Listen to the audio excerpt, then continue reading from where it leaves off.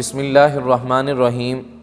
صحیح مسلم کے اندر لکھا ہوا ہے، نبی علیہ السلام ایک مرتبہ سلیم رضی اللہ عنہ کے گھر آرام فرما رہے تھے۔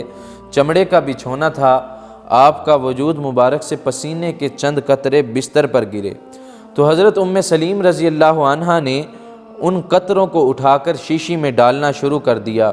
آپ صلی اللہ علیہ وآلہ وسلم نیند میں تھے، اچانک بیدار ہوئے تو ان سے پوچھا، یہ کیا کر رہی ہو؟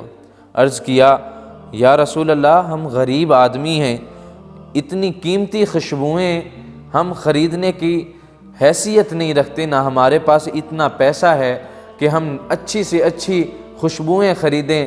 تو اے رسول اللہ صلی اللہ علیہ وآلہ وسلم، یہ آپ کا پسینہ مبارک ہے، میں اس کو شیشی کے اندر بند کر لیتی ہوں، اور جس وقت میرے بچے جاتے ہیں تو میں ان کے جسم پر تھوڑا سا لگا دیتی ہوں، تو سارے مکے والے پوچھتے ہیں کہ یہ کون سی خوشبو ہے اور یہ کہاں سے لی ہے؟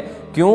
وَهُوَ أَطْيَبُ الطِّيبِ، یہ سب سے اچھی خوشبو ہے، اور میں اتنی حیثیت نہیں رکھتی کہ اچھی سے اچھی خوشبوئیں لے سکوں، تو آپ صلی اللہ علیہ وآلہ وسلم کا پسینہ اپنے بچوں کے کپڑوں پر لگاتی ہوں، تو سارے جہان والے مجھ سے پوچھتے ہیں کہ یہ خوشبو کہاں سے لی ہے۔ تو دوستو، رسول اللہ صلی اللہ علیہ وآلہ وسلم کا پسینہ مبارک ایسا تھا کہ ان کے آگے جہان کی اچھی سے اچھی خوشبوئیں وہ ماند پڑ گئیں۔